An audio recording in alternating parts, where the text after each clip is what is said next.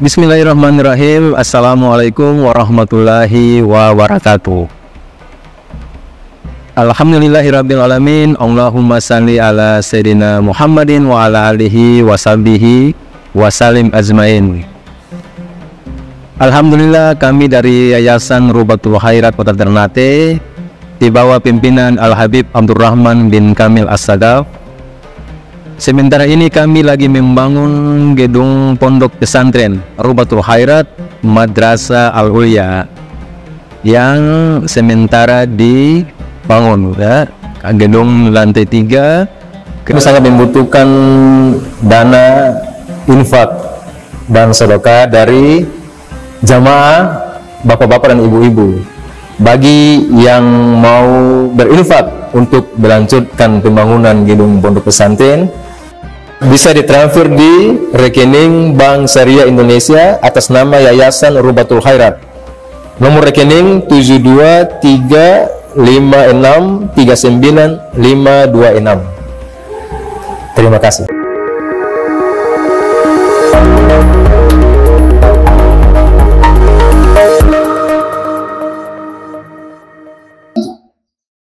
Al-Munawwar yang saya muliakan, saya hormati, wa bil khusus Al-Habib Alwi Al-Bar mata'anallahu ta'ala bituli hayatihi wa umrih wa nafa'ana bihi wa bi'ulumihi fid darain.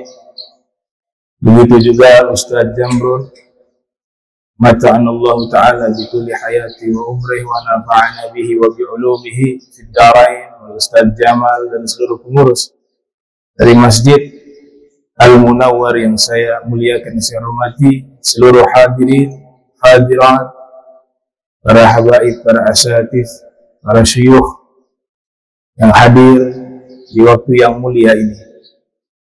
Alhamdulillah, Al-Imam Ali bin Abi Thalib karramallahu wajhahu wa alaihi salam, beliau pernah menyatakan dengan makna kullu musibah dunal ma'asiyah fahuwa ni'mah wa kullu ni'mah duna ta'ah fahuwa nikmah, atau kama qala.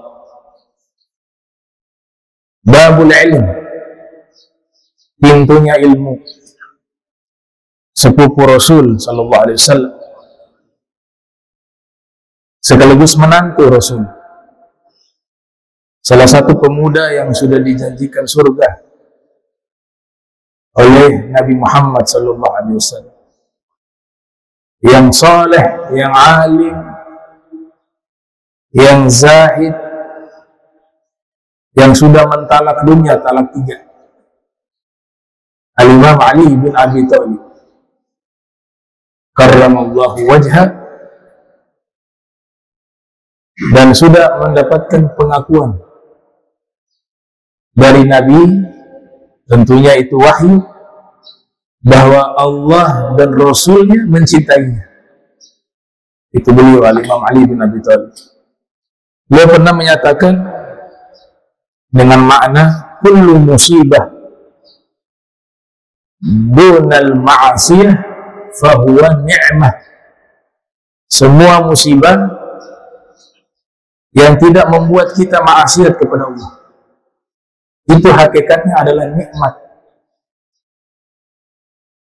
Dan setiap nikmat yang membuat kita tidak taat kepada Allah, itu hakikatnya adalah musibah atau azab. Saat ini kita berada di antara penghujung dan awal, penghujung dari tahun lalu, awal dari tahun baru. Walaupun Masehi, waktu hakikatnya adalah ciptaan Allah. Substansinya bukan di pergantian tahunnya, tapi di perubahan diri kita. Dengan bertambahnya usia kita, berkurang umur kita di dunia ini. Ada hal yang perlu kami ingatkan biasanya pergantian tahun Masehi banyak mengadakan acara-acara yang melalaikan. Bahkan tidak sedikit yang menjadikan momentum tersebut untuk bermaksiat kepada Allah Subhanahu wa Ta'ala. Kalau kita perhatikan, ini simbol-simbol agama lain dimasukkan di dalam perayaan tahun baru. Kita ketahui bahwa agama Majusi, simbol mereka untuk memanggil kaumnya ibadah adalah api. Bahkan disembah. Api tersebut dijadikan Tuhan. Agama Majusi. Memang tidak secara langsung kembang api itu kita bisa katakan sebagai Tuhan yang disembah, tidak. Tapi simbolisasi itu ada. Ya, makanya dibuat kembang api di malam tahun baru. Walaupun ulama mengatakan kembang api ini statusnya tidak mutlak haram, karena di beberapa tempat juga di kalangan para masyayikh itu ketika merayakan Maulid Nabi ada yang membakar kembang api. Tapi itu dalam kegiatan yang sifatnya baik. Tapi momentum tahun baru ini Masehi tidak lepas dari visi misi orang-orang yang ingin merusak generasi kaum muslimin. Saya yakin sekali apa yang pernah disampaikan oleh Nabi kita Muhammad Sallallahu Alaihi Wasallam itu sesuatu pasti yang akan terjadi. Nabi pernah mengatakan, sungguh kalian akan mengikuti orang-orang sebelum kalian. Bahkan seandainya mereka masuk ke dalam lubang biawak, pasti kalian mengikutinya. Para sahabat kemudian bertanya kepada Nabi, mereka itu siapa? Kata Nabi, ya tidak lain, mereka adalah al-Yahud wan Nasara, orang-orang Yahudi dan Nasara. Mereka merusak kaum muslimin lewat cara merusak generasinya dengan berfoya-foya di malam tahun baru. Bahkan ada yang sampai, mohon maaf, berzina, ada yang meminum minuman keras. Ini adalah tradisi-tradisi mereka yang sudah disampaikan oleh Nabi, pasti akan diikuti oleh orang-orang yang tidak punya kekuatan iman. Trompet kemudian simbol daripada orang-orang Yahudi. Orang Yahudi memanggil kaumnya untuk ibadah menggunakan trompet. Kemudian ada lonceng berbunyi, simbol daripada memanggil ibadah dari kaum Nasrani. Sebelum adanya azan, sebelum disyariatkan azan, ada beberapa sahabat mengusulkan kepada Nabi untuk memanggil kaum muslimin melaksanakan sholat 5 waktu. Ada yang mengusulkan bagaimana kalau dengan trompet. Kata Nabi, jangan. Itu kan mirip dengan orang Yahudi. Ada yang mengusulkan bagaimana kalau dengan lonceng. Kata Nabi, jangan. Mirip dengan orang Nasrani. Ada yang mengusulkan bagaimana kalau dengan api. Membakar api itu tanda bahwa sudah masuk sholat. Kata Nabi, jangan. Itu kan tradisi agama Majusi. Ada juga yang mengusulkan dengan usulan-usulan yang lain. Tapi ada salah satu sahabat bermimpi, di mana dalam mimpinya itu memanggil kaum muslimin sholat lewat lantunan azan. Ternyata yang mimpi bukan hanya satu orang, termasuk Sayyidina Umar bin Khattab juga bermimpi yang sama. Kemudian diusulkan kepada Nabi Muhammad Sallallahu Alaihi Wasallam, maka Nabi menerima. Walaupun ada riwayat menyatakan Nabi sudah ajarkan terlebih dahulu cara untuk memanggil kaum muslimin sholat. Yang kita kenal saat ini adalah azan. Hikmah dari kisah tersebut, Nabi tidak mau umat Islam mengikuti tradisi agama lain. Tidak mau itu. Makanya keluar satu pernyataan dari Nabi kita Muhammad sallallahu alaihi wasallam, man tasyabbaha bi qaumin fahuwa minhum.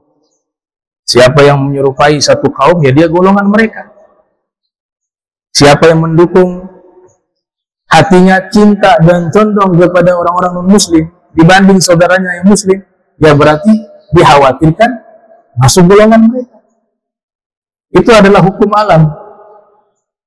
Siapa yang mengagungkan simbol-simbol Islam, tanda ada takwa dalam hati. Man yu'azzim sya'airallah fa innaha min taqwal qulub. Maka mafhum mukhalafnya, siapa yang mengagungkan simbol-simbol agama lain, berarti tidak ada takwa dalam hati. Itu kan pemahaman yang mudah dipahami. Kita mengagungkan agama kita, simbol agama kita, alhamdulillah, dalam hati kita itu ada ketakwaan. Ini adalah firman dari Allah Subhanahu wa ta'ala. Sayyidi Syekh Abdul Qadir Al-Jilani qaddasallahu ruhahu wa nawwara dhurihah, salah satu ulama yang sangat terkenal bahkan di dunia barat sekalipun, ilmuwan-ilmuwan, orang-orang awam banyak mengenal beliau, apalagi di kalangan kaum muslimin. Syekh Abdul Qadir Al-Jilani.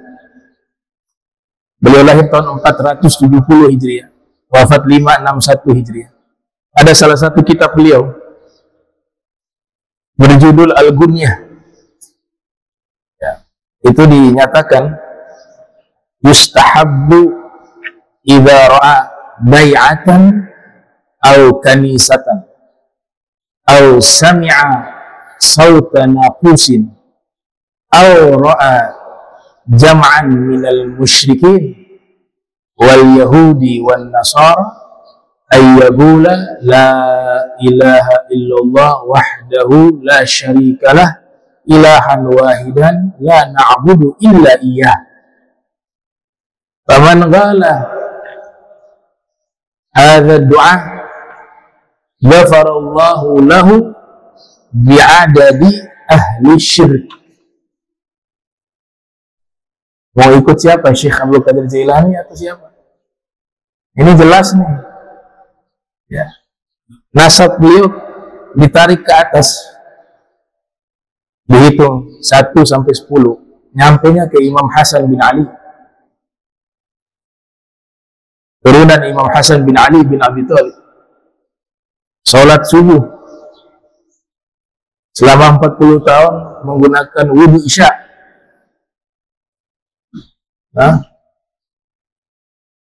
Keramat diriwayatkan secara tawatur. Satu kampung lihat keramatnya. Itu kalau di majlis beliau, kalau beliau mau keluar dari majlis karena ini jamaah begitu ramai, terbang di atas kepala mereka. Itu disaksikan oleh semua orang, gak bisa diingkari. Keramatnya Syekh Abdul Qadir Al-Jilani itu dinyatakan oleh Al-Imam Al-Ghadi, Syekh Yusuf An-Nabhani, salah satu wali yang keramatnya tidak bisa diingkari sebab disaksikan oleh ramai manusia. Adalah keramatnya Syekh Abdul Qadir bin Musa, ayahnya namanya Musa Al-Jilani. Bisa dibaca Al-Jilani, bisa juga dibaca Al-Jailani, bahkan bahasa aslinya disebut Al-Kailani. Jadi beliau mengatakan, beliau Masya Allah, orang yang mimpi ketemu beliau, pasti nanti beliau ini yang mimpi ketemu Syekh Abdul Qadir Jailani jadi wali atau anaknya jadi wali. Ketemu saja beliau. Kemarin haul di Malang, ada ulama namanya Al-Habib Abdul Qadir bin Ahmad bin Abdul Qadir bin Ahmad Bil-Faqih. Dihadiri ribuan manusia. Haulnya di Malang. Ini ulama yang alim. Kenapa namanya Abdul Qadir? Itu dikisahkan dalam manaqibnya ayah beliau Al-Habib Ahmad kedatangan tamu namanya Al-Habib Syekhon As-Saqaf, seorang ulama juga.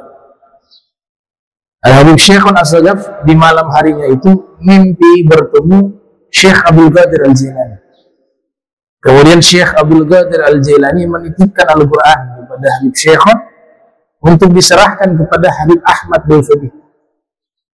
Makanya besok harinya Habib Syekhon mendatangi Habib Ahmad, kemudian menceritakan mimpinya semalam bahwa Syekh Abdul Qadir Al-Jilani menitipkan Al-Quran kepada beliau untuk diberikan kepada Habib Ahmad. Maka ditakwil ya, mimpinya itu, insya Allah anak saya lahir punya magom yang insya Allah kalau memang tidak setara paling tidak mendekati magomnya Syekh Abdul Qadir Al-Jilani. Ternyata lahir anak laki-laki, tabarukan dengan mimpi tadi, diberikan Al-Quran oleh Syekh Abdul Qadir Al-Jilani, maka anak tersebut dinamakan Abdul Qadir. Jadi imam besar, jadi ulama besar, jadi wali min awliyaillah. Ya. Karena bermimpi dengan Syekh Abdul Qadir Al-Jilani. Konon juga dikatakan beliau lahir 12 Rabiul Awal, sama seperti tanggal lahirnya Nabi Muhammad sallallahu alaihi wa alihi wa barak wasallam. Nah, Al-Habib Abdul Qadir Al-Faqih ini diceritakan dalam manaqib beliau, kalau ada orang atau tamu datang ke rumah beliau kemudian menceritakan masalah dunia, beliau tertidur. Jadi kalau ngobrol masalah duniawi secara otomatis tertidur.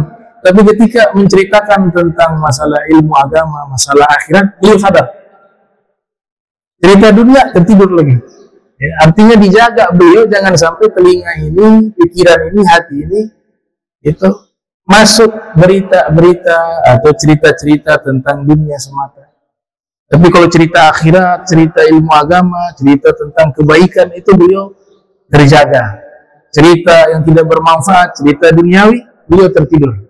Itu Al-Habib Abdul Qadir bin Ahmad Bulfadi.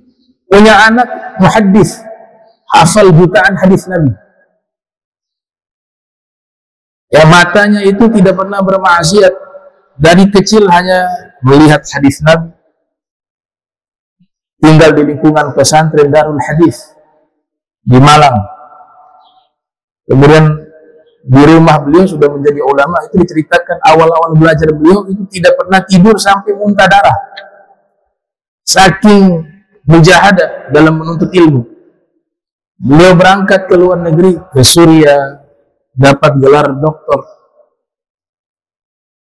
Kitab tidak pernah dibawa. Sidang ya sudah dari hafalan. Ditanya mana kitabnya? Kitabnya semua ada di sini, di kepala saya. Jutaan hadis dihafal. Biasa menggunakan kacamata hitam. Di jubahnya penuh dengan kacamata hitam. Nah, jadi kacamata hitam itu mensterilkan pandangan mata yang sudah suci sehingga bisa melihat wujud maknawi manusia. Ya, Imam Ghazali dalam Ihya menyebutkan manusia itu memiliki dosa yang merubah wujudnya secara maknawi menjadi hewan. Itu harus ditutup dengan kacamata hitam. Nah, ini perkara-perkara di kalangan para aulia wassalihin. Ya, saya termasuk orang yang percaya itu karena Imam Ghazali menceritakan di dalam kitab dan disyarah oleh Sayyid Muhammad Murtada Az-Zabidi. Baik, kembali ke Syekh Abdul Qadir Al-Jilani. Ini berkaitan dengan akidah. Sekali lagi, masalah akidah, masalah prinsip hubungan hamba dengan Allah, ini harus dinomorsatukan.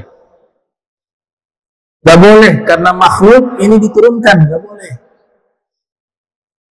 Akidah sesuatu yang prinsip dalam Islam. Makanya disebut dengan usuluddin. Apa arti usuluddin? Pokok-pokok agama. Yang nomor satu apa? Akidah. Kalau ibadah itu nomor dua.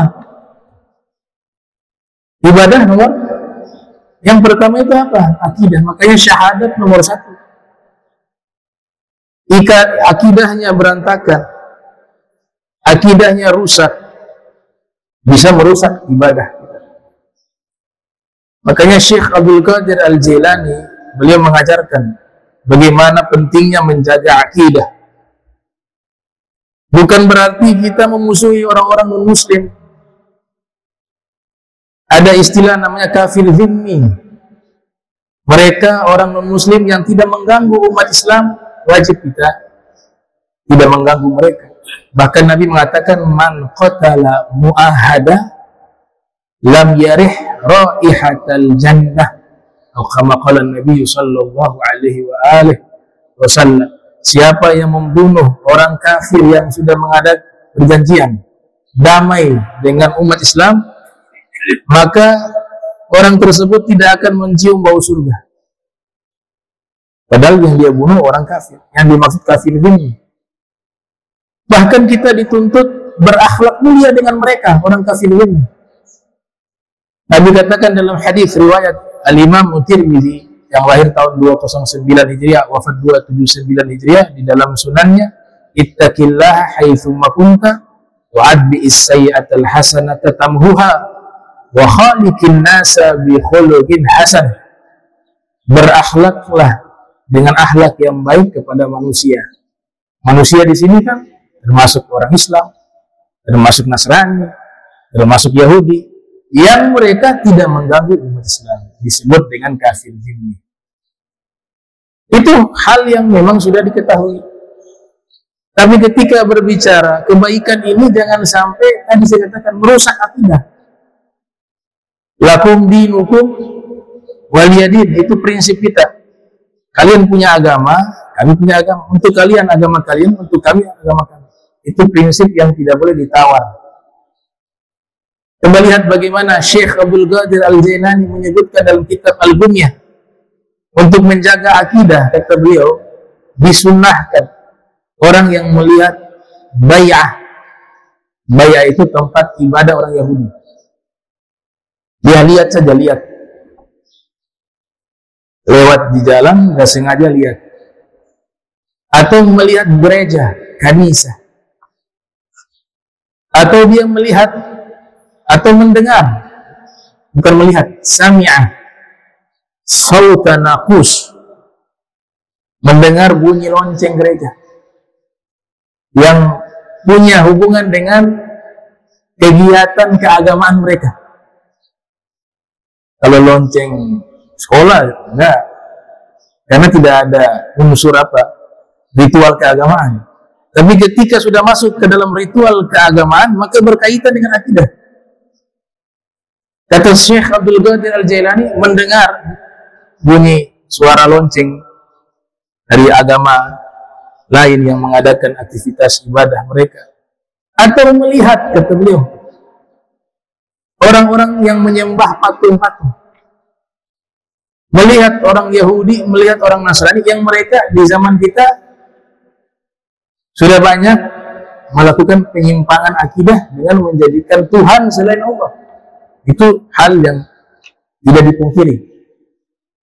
Nasrani kita kenal Trinitas. Yahudi juga dalam Al-Quran menyatakan Nabi Uzair Tuhan. Nah, ini sepaket dengan apa? Dengan orang yang menyembah berhala. Definisi orang yang menyembah berhala, man abadallaha ma'a ghairi, menyembah kepada Allah beserta Tuhan yang lain. Itu namanya orang musyrik. Ini kata Syekh Abdul Qadir Al-Jailani. Dia mengatakan, kalau kalian lihat tempat ibadah orang Yahudi, melihat gereja, mendengar suara lonceng untuk ibadah orang Nasrani, dan melihat sekumpulan orang yang menyembah patung, orang Yahudi, orang Nasrani, maka bacalah doa, kata beliau. La ilaha illallah wahdahu la syarikalah ilahan wahida la na'budu illa iyah. Arti dari doa tersebut, tiada Tuhan selain Allah. Kenapa kalimat itu yang diucapkan ketika melihat gereja, mendengar lonceng, melihat orang-orang penyembah berhala? Karena yang mereka sembah bukan hanya Allah. Memang benar Al-Quran menyatakan semua ahli kitab itu menyembah kepada Allah. Bahkan orang musyrik itu menyembah Allah. Nggak ada. Mereka tidak menyembah Allah. Semuanya menyembah Allah. Semua agama itu yang namanya agama pasti menyembah Allah. Tapi bedanya mereka menambah Tuhan yang lain yang disembah. Kaum muslimin tidak. Yang disembah hanya Allah. Qul huwallahu ahad. Allah katakan. Kenapa disebut yang esa? Ya, yang lain tidak esa. Yang lain tidak mewahidkan Allah. Agama Islam, Nabi ajarkan untuk menyembah hanya kepada Allah. La ilaha illallah. Ilah itu artinya Tuhan. Orang musyrik menyembah ilah juga. Orang Yahudi menyembah ilah. Orang Nasrani menyembah ilah. Tapi ditambah dengan ilah-ilah yang lain. Beda dengan kita. Hanya satu yang disembah, makanya ditambah dengan alif lam. Ilah tambah alif lam, Allah. Ada ulama yang menyebutkan Allah itu dari kata ilah ditambah dengan alif lam. Allah khusus disembah hanya kepada Allah Ta'ala.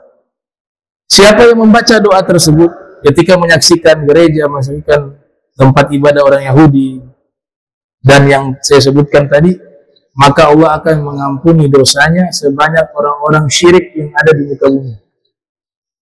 Ini riwayat dari Syekh Abdul Qadir Al-Jailani. Ini bukan ekstrim. Ini kehati-hatian di dalam menjaga akidah. Karena akidah ini segala-galanya. Rukun Islam yang paling awal, yaitu apa? Akidah. Dua kalimat syahadat. Kemudian agama ini dirusak bukan hanya akidahnya saja. Agama Islam dirusak bukannya dari aspek akidah, tapi masuk juga dalam aspek hukum syariat. Sering dengar ya, ada yang mengatakan, oh urusan pemerintahan bukan urusan agama Islam. Gak ada hubungan Islam dengan pemerintahan. Itu kalimat dari kelompok sekularisme. Sekularisme itu satu produk pemikiran yang memisahkan antara ajaran Islam dengan urusan-urusan pemerintahan, urusan-urusan duniawi, dipisah. Padahal agama Islam ini adalah agama yang memiliki hukum dari seluruh aspek kehidupan manusia. Bahkan dari yang terkecil, masalah toilet diatur adabnya, doanya ada, cara kencingnya ada, cara ceboknya ada. Dari yang terkecil dibahas, apalagi perkara yang sangat penting, masalah kekuasaan. Dan kekuasaan, urusan pemerintahan sudah diatur di dalam agama Islam. Makanya Al-Quran berbicara tentang masalah kepemimpinan. Nabi juga berbicara tentang masalah kepemimpinan. Bahkan dibuat dalam sejarah Islam namanya khilafah Islamiyah. Itu pemerintahan, sistem pemerintahan. Ada dari masa Al-Khulafa'ur Rasyidun, setelahnya Daulah Bani Umayyah, setelahnya Daulah Abbasiyah, dan yang paling akhir Daulah Utsmaniyah yang ada di Turki. Belum lagi Safawiyah, belum lagi Mongolia yang ada di India. Di Mesir ada Daulah Mamalik. Ini semua apa? Pemerintahan. Dan ulama-ulama ahli hukum mengarang kitab tentang masalah pemerintahan. Ada Al-Ahkamu Sultaniyah karya Al-Ghadi Al-Mawardi yang dibahas tentang hukum pemerintahan. Jadi kalimat yang memisahkan agama Islam itu urusan agama, ini urusan duniawi, yaitu sekuler. Tahu produknya? Produk sekuler ini berkembang di Turki awal-awal. Daulah Khilafah Utsmaniyah diruntuhkan tahun 1924 Masehi oleh Kemal Atatürk itu, yang kuburannya Allah hinakan, bau bangkai sampai hari ini. Apa hasil dari sekuler? Yang Islam sama orang Eropa, yang non-Muslim sama. Pakaiannya telanjang bebas. Tapi Islam. Bahkan belakangan ditanya, sholat yang wajib di daerah sekuler lainnya, semisal Uzbekistan, ditanya sholat wajib itu berapa? Begitu. 3 ya?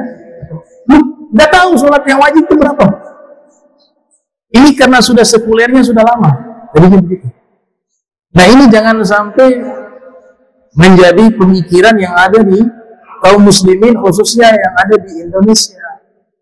Mau kita seperti negara-negara sekuler yang sholat pun mereka tidak tahu wajibnya berapa.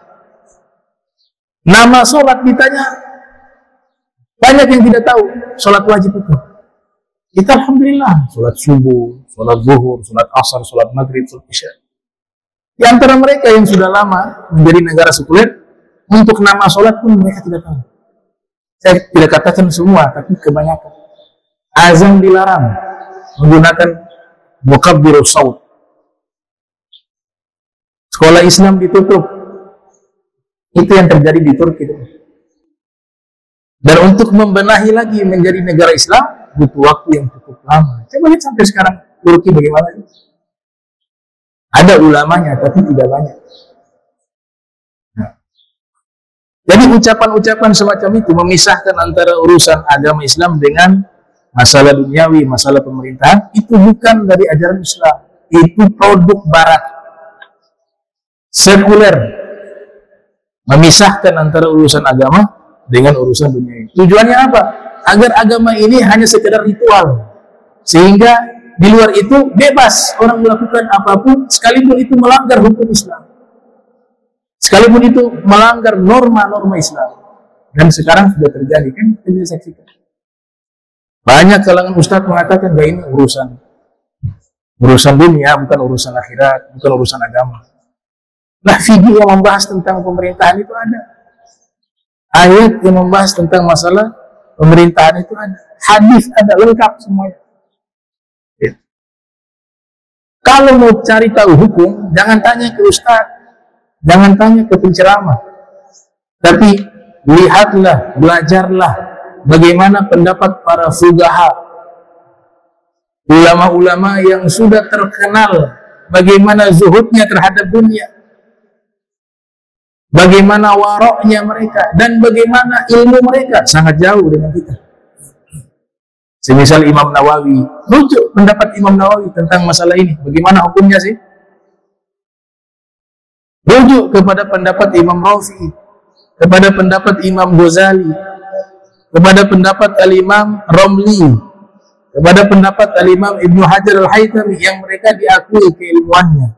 Ini dalam kalangan ulama mazhab Syafi'i saja, belum yang lain. Dan hampir semua jumhur menyatakan memilih pemimpin non-muslim itu tidak boleh. Jumhur, mayoritas. Kok ada yang mengatakan boleh? Nah ini berlawanan dengan pendapat para ulama. Al-Quran memberikan ancaman. Hati-hati ya.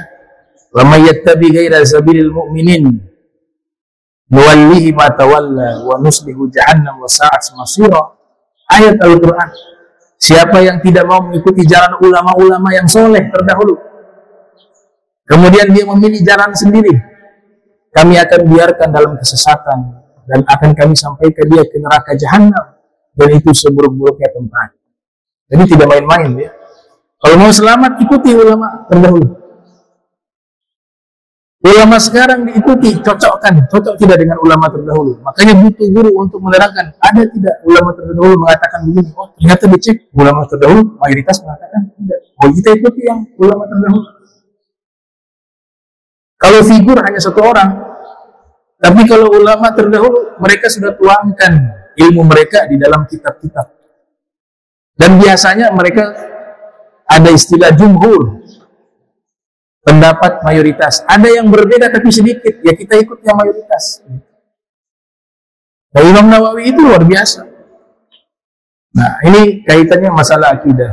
Makanya di akhir zaman memang sudah disampaikan oleh Nabi kita Muhammad Sallallahu Alaihi Wasallam bahwa akidah umat ini akan diganggu. Itu sudah disampaikan oleh Rasul. Ya, bahkan Nabi katakan tidak akan terjadi hari kiamat kecuali kalian sudah menyaksikan orang banyak menyembah kepada berhala daripada menyembah kepada Allah.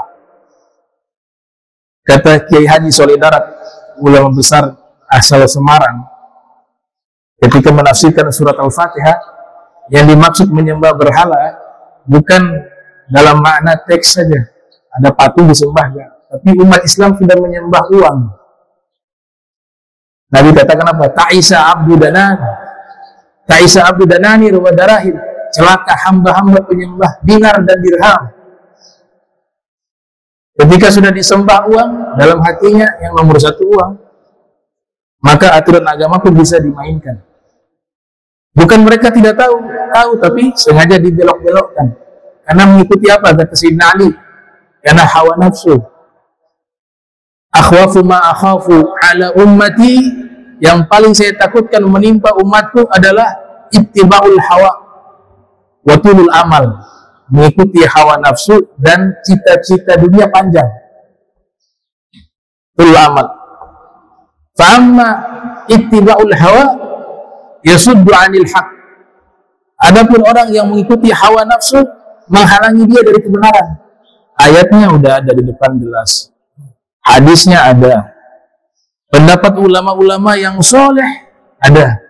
Tapi tetap mengatakan, enggak, ini begini. Terhalangi dengan kebenaran. Karena ittiba'ul hawa. Yang kedua, tulul amal. Wa amma tulul amal fayunsi al-akhirat. Adapun yang panjang angan-angan terhadap urusan dunia, itu membuat dia lupa akan kehidupan akhirat. Ini dua penyakit yang paling berbahaya. Ya, hingga Sayyidina Ali mengatakan yang paling saya takutkan menimpa umat ini. Itu ucapannya Imam Ali bin Abi Thalib. Baik. Kaitannya dengan masalah pergantian tahun, kita sebenarnya harus lebih membesarkan tahun Hijriah. Tahun Hijriah itu tahun yang sudah pasti peristiwa hijrahnya Nabi. Kalau Masehi ini masih sifat klaim berdasarkan lahirnya Nabi Isa. Masih klaim, tanggalnya juga masih diperselisihkan. Karena di Al-Quran dan di kitab Injil yang asli, Taurat yang asli, bukan Taurat, Injil ya, Injil, di kitab Injil itu diceritakan bahwa Nabi Isa lahir di saat musim kurma. Sedangkan di Palestina, lahirnya di Palestina, ada dua pendapat di Baitul Laham, namanya Bethlehem, ada yang namanya Jericho. Al-Quran menceritakan sama dengan apa yang ada di Injil, bahwa Sayyidah Maryam bersandar di pohon kurma, kemudian Allah Ta'ala perintahkan menggoncangkan dari buah kurma itu dimakan. Itu momentum lahirnya Nabi Isa. Nah, adanya kurma, buah kurma menunjukkan musim kurma, khususnya di Palestina itu tidak ada di bulan Desember. Desember itu musim dingin. Ya, musim kurma itu bisa tumbuh di musim panas. Maka Nabi Isa lahir di musim panas, bukan di musim dingin. Sehingga ada peneliti-peneliti mengatakan bukan 25 Desember lahirnya Nabi Isa. Ini kaitannya dengan Natal ya. Bukan itu. Dan tahun lahirnya juga pun belum dipastikan. Kita bisa cek sampai sekarang musim kurma di Palestina musim apa saja? September, kemudian ada bulan ke atas, tapi Desember musim dingin. Karena kurma itu hanya bisa tumbuh di saat cuaca panas. Makanya banyak tumbuh di Jazirah Arab. Musim dingin dia tidak mengeluarkan buah. Kok bisa lahir di musim dingin? Sedangkan di kitab Injil sendiri mengatakan lahirnya itu di saat adanya kurma, karena Sayyidah Maryam memakan kurma. Dan Al-Quran memverifikasi itu. Al-Quran juga menyatakan hal yang sama. Baik. Tapi kalau Hijriah jelas. Tahun Islam itu yang menjadi patokan tahunnya adalah peristiwa hijrahnya Nabi Muhammad Sallallahu alaihi wa alihi wasallam. Ditetapkannya di masa khilafah Sayyidina Umar bin Khattab. Jadi bukan di masa Nabi kemudian sudah ada tahun Hijriah, tidak. Setelah Rasulullah wafat, di masa khilafah Sayyidina Umar bin Khattab, beliau kumpulkan para sahabat, kemudian Sayyidina Ali yang mengusulkan, bagaimana kalau tahun Islam kita tetapkan dengan peristiwa hijrahnya Nabi. Ada usulan-usulan yang lain mengatakan, bagaimana kalau hari lahirnya Nabi, Maulid, atau peristiwa Isra Mi'rajnya itu sebagai tahun Islam. Tapi Imam Ali mengusulkan hijrah, karena hijrah punya pesan yang sangat dalam. Artinya perpindahan dari sesuatu yang buruk menuju kepada kebaikan, yang maksiat menuju kepada ketaatan, yang jauh dari Allah menuju kepada dekat kepada Allah. Sehingga maknanya itu mengandung banyak hikmah dan kandungan makna filsafat yang sangat dalam. Maka dipilihlah hijrah. Nah, nikmat waktu yang luang atau waktu yang Allah berikan itu adalah nikmat. Ni'matani maghdurun fihima katsirun minan nas, as-sihat wal faragh, kata Nabi. Dua nikmat yang paling banyak membuat manusia lalai, nikmat sehat dan nikmat waktu luang, wal faragh. Hadis riwayat Imam Bukhari dalam sahihnya yang lahir tahun 194, wafat 256 Hijriah. Waktu begitu mahal, sangat mahal. Ada ulama namanya Syekh Abdul Fattah Abu Beddah menulis kitab Qimatuz Zaman 'indal Ulama, nilai waktu di sisi para ulama. Bahkan Imam Ghazali dalam kitab Bidayatul Hidayah yang lahir 450 Hijriah, wafat 505 Hijriah, menyatakan kullu nafasin min anfasika jauhara la qimatalah izla badalalahu fa idza fata fala audalahu. Setiap hembusan nafasmu itu lebih mahal dari batu permata yang tidak ada nilainya, sebab satu detik yang sudah berlalu dari nafas yang kau hembuskan itu tidak mungkin bisa diganti dan tidak mungkin bisa dikembalikan. Uang kita hilang masih bisa dicari, tapi waktu sudah berlalu tidak bisa dikembalikan. Nah, sehingga Imam Syafi'i bergaul dengan para sufi, diceritakan oleh Syekh Abdul Wahab Asy-Sya'rani yang lahir tahun 898 Hijriah, wafat 973 Hijriah, dalam kitabnya Al-Anwarul Qudusiyah fi Ma'rifatil Gawaidi Sufiyah. Imam Syafi'i yang lahir 150, wafat 204 Hijriah, beliau ketika bergaul dengan para sufi,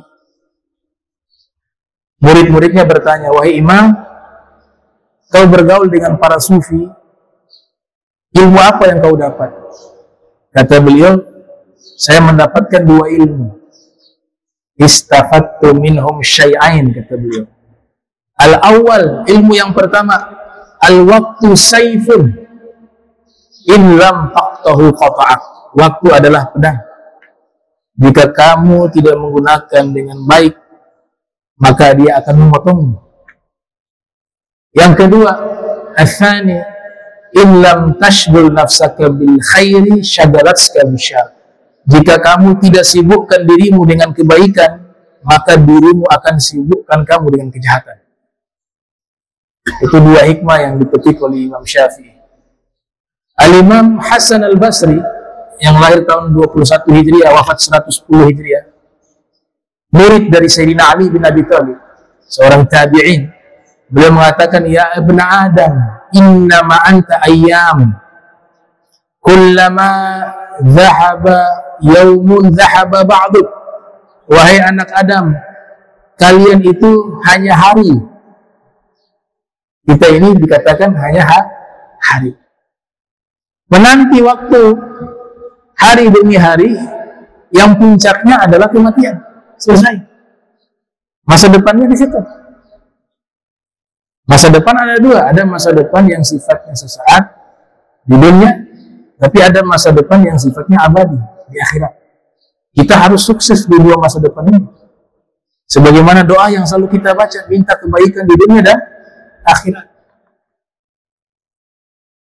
Kata Imam Hasan Al-Basri, kalian hanya hari. Apabila satu hari berlalu, sebagian hidupmu juga berlalu.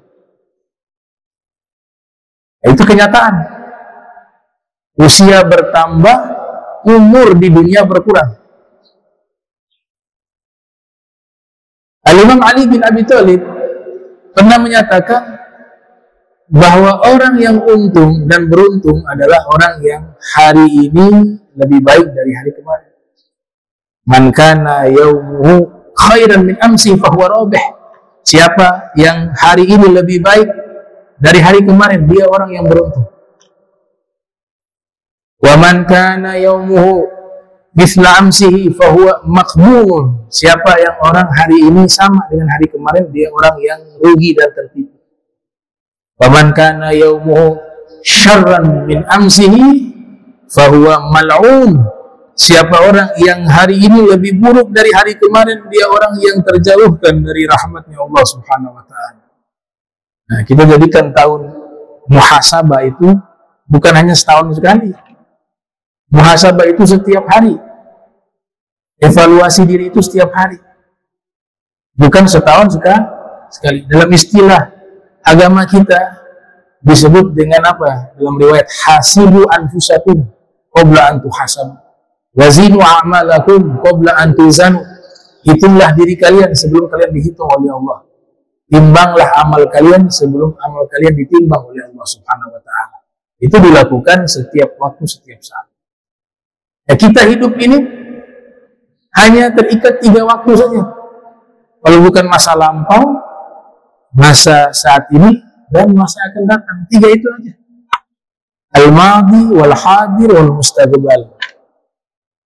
Past, present, future. Masa lampau, sekarang, dan akan datang. Tapi yang kita punya bukan masa lampau. Masa lampau sudah jadi kenangan, tidak bisa lagi dikembalikan. Bukan juga masa depan, karena masa depan goib, sesuatu yang tidak kita ketahui. Bisa jadi rencana kita 20 tahun ke depan begini-begini, setahun berikutnya meninggal. Rencananya itu dikejar, agama dibelakangkan, tahu-tahu meninggal. Udah rugi dunia, rencananya gak diraih, kemudian akhiratnya tidak diraih juga, tertipu dia. Tapi yang kita miliki kapan? Saat ini. Ma madafat wal mu'ammal ghaib walaka sa'atul lati anta fiha. Apa yang berlalu sudah lewat. Angan-angan masa depan sesuatu yang gaib, tidak diketahui. Tapi yang kau miliki adalah saat ini. Maka gunakan waktu tersebut sebaik-baiknya. Iza asbahtum fala tantadir masa wa idza amsaytum fala tantadir sabah. Kata Ibnu Umar radhiyallahu anhu, kalau kalian berada di waktu pagi, lakukan kebaikan di waktu pagi. Jangan tunda nanti di waktu sore saya kerjakan. Jangan. Kalau kalian berada di waktu sore, lakukan kebaikan di waktu sore. Jangan kalian menunda nanti waktu pagi saya kerjakan. Kenapa? Karena kematian datang setiap saat. Dan kadang rencana dan niat karena ditunda akhirnya tidak dilakukan. Maka kesempatan yang Allah berikan, gunakan itu di dalam kebaikan. Satu saat dunia ini menjadi masa lampau. Ketika kita sudah meninggal, pindah ke alam akhirat, memori kita akan kehidupan dunia tetap ada. Makanya dalam bahasa Al-Quran, Allah Ta'ala berfirman di surat Al-Haqqah, kulu washrabu hani'am bima aslaftum fil ayyamil khaliyah. Makanlah kalian, minumlah kalian, selamat bagi kalian, sukses di akhirat sebab amalan kalian di dunia. Fil ayyamil khaliyah, di hari-hari yang lalu. Itu adalah apa? Kehidupan di dunia. Itu kenangan. Nah, beruntung orang yang ketika meninggal dunia disambut sebagaimana ayat tersebut, silakan makan, silakan minum di surga ini. Selamat kalian atas hari-hari yang telah berlalu. Menjadi apa? Masa lampau. Nah, makanya kita butuh pengingat. Kalau biasa diadakan peringatan, itu kan mengingat masa lalu. Mempelajari masa lalu itu salah satu hikmahnya adalah mengambil pelajaran. akan peristiwa yang terjadi di masa lalu, atau dalam perayaan Haul kita meneladani sifat karakter perilaku orang-orang yang sudah berhasil dalam tanda kutip, berhasil meninggal dengan baik, berhasil menjadi teladan. Wa dzakir fa inna dzikra tanfa'ul mu'minin. Berikanlah peringatan karena peringatan itu memberikan manfaat kepada orang beriman. Kemudian kita hidup di masa saat ini. Itulah dalam surat Al-Asr. Surat Al-Asr membahas waktu yang saat ini Allah berikan. Wal 'asri innal insana lafi khusr illa alladhina amanu wa 'amilus solihati wa tawasaw bil haqq wa tawasaw bis sabr. Yang kesimpulannya, semua manusia rugi kalau tidak menggunakan waktu dengan baik. Makanya ada sumpah waktu di sini, demi waktu asar atau demi masa. Siapa mereka yang tidak rugi? Yang beriman kepada Allah dan beramal soleh. Itu tidak rugi. Ini surat, kata Imam Syafi'i, seandainya Al-Quran hanya turun surat Al-Asr, itu sudah cukup, kata Imam Syafi'i. Lau anzalallah siwa hadhil surah lakafat linnas. Seandainya Allah menurunkan hanya surat Al-Asr di dalam Al-Quran, tidak surat yang lain, kata Imam Syafi'i, sudah cukup kebaikannya, manfaatnya bagi seluruh manusia. Karena membahas tentang pentingnya memanfaatkan waktu dengan amal soleh. Dengan amal soleh. Terakhir, waktu apa? Mustaqbal, akan datang.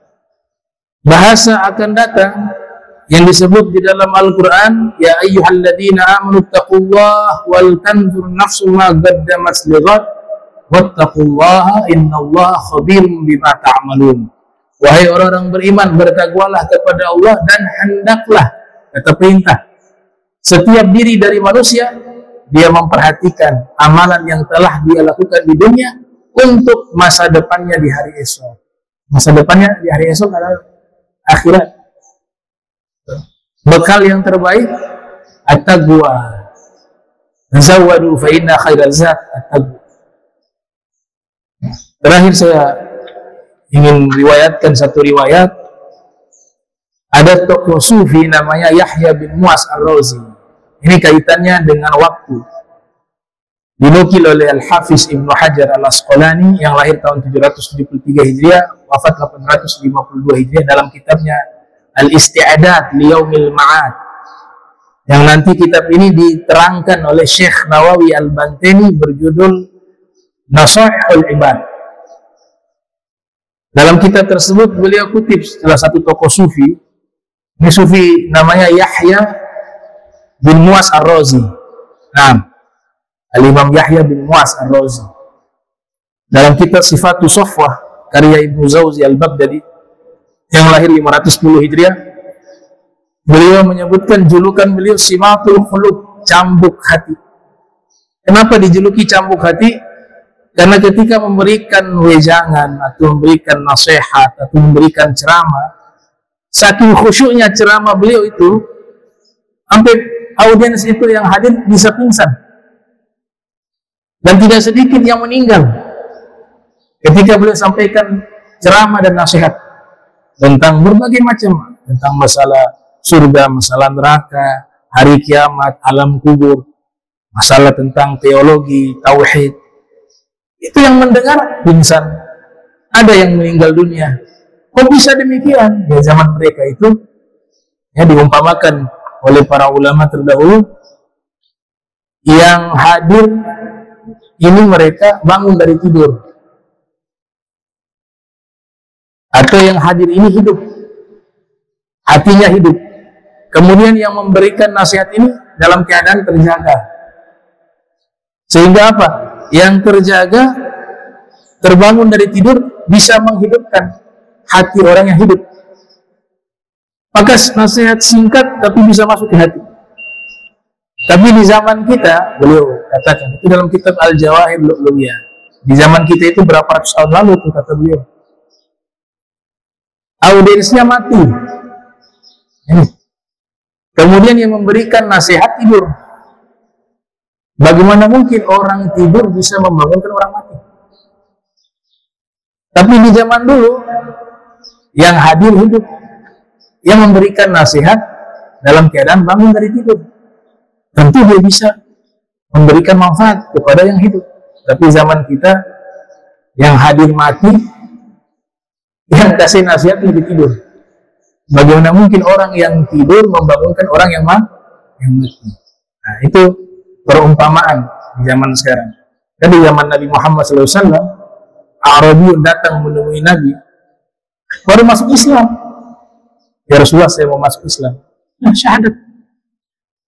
Kemudian Nabi panggil seorang sahabat, ajarkan dia satu surat, 30 juz. Satu surat aja, surat Al-Zalzalah begitu. Diajarkan satu surat, dia baca, diajarkan. Waktu dia baca, setiap membaca menitiskan air mata. Khusyuk. Yang ngajarnya juga begitu, khusyuk. Nabi saksikan itu. Selesai dia habis baca surat Al-Zalzalah, dia izin kepada Nabi ingin menetap di kota Madinah untuk terus melanjutkan belajar, ya, karena masih kurang ilmu, baru belajar satu surat. Apa kata Nabi? Sudah cukup. Kamu kembali pulang ke kampung halaman, dakwah di sana. Saat dia pergi, Nabi panggil para sahabat, man arada ayyang yura ila rajulin min ahli jannah falyandur ila hadha rajul. Kalau kalian ingin melihat seorang laki-laki penghuni surga, lihatlah kepada orang tersebut. Baru belajar satu surat. Di zaman kita puluhan tahun, tapi tidak ada rasa, hilang zauk. Simbol agama diremehkan. Bahkan puluhan tahun dia belajar agama, tidak pernah membaca Al-Quran sambil meneteskan air mata. Tidak pernah dia berdoa di tengah malam dalam keadaan menangis. Bahkan tidak sholat malam. Tidak pernah dia ketika melihat atau menyebut nama Allah hatinya bergetar. Padahal di Al-Quran disebutkan orang beriman, idza dzukirallah wajilat qulubuhum. Apabila nama Allah disebut, hati mereka bergetar. Kalau sudah seperti ini, satu ayat pun bisa berubah. Ini satu surat saja, Al-Zalzalah. Kata Nabi, semua ilmu sudah masuk ke dia. Karena tadi hatinya mengagungkan Allah, hatinya mengagungkan Rasul Muhammad SAW, hatinya mengagungkan akhirat, mengecilkan dunia, mengecilkan jabatan, mengecilkan harta. Yang dibesarkan hanya Allah wa Rasul wal akhirah. Bisa jadi seperti itu. Nah, ini yang disebut mengagungkan simbol-simbol kebesaran Allah Subhanahu wa Ta'ala. Beliau berdoa, terakhir saya tutup. Imam Yahya bin Muaz Ar-Razi memiliki doa yang sangat indah. Beliau mengatakan, Ilahi la yatibul lailu illa bi munajatik wa la yatibun naharu illa bi ta'atik wa la tatibud dunya illa bi dzikrik wala tatibul akhirah illa bi'afwik wala tatibul jannah illa biru'yatik. Wahai Allah, Tuhanku, malam tidak menjadi baik kecuali bermunajat kepadamu. Wahai Allah, wahai Tuhanku, siang tidak menjadi baik terkecuali digunakan taat kepadamu.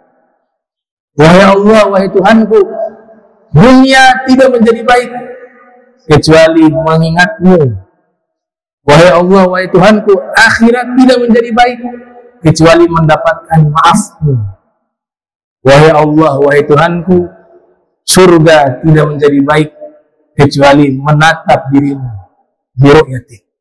Itu nikmat tertinggi, kita bisa berjumpa dengan Allah Subhanahu wa Ta'ala. Innal jannata lil muttaqina ghaira ba'id wa uzlifatil jannatu lil muttaqina ghaira ba'id. Hadza ma tu'aduna likulli awabin hafid man khashiya rahmana bil ghaib wa jaa bi qalbin munib udkhuluha bisalam dzalika yaumul khulud lahum ma yasha'una fiha wa ladaina mazid.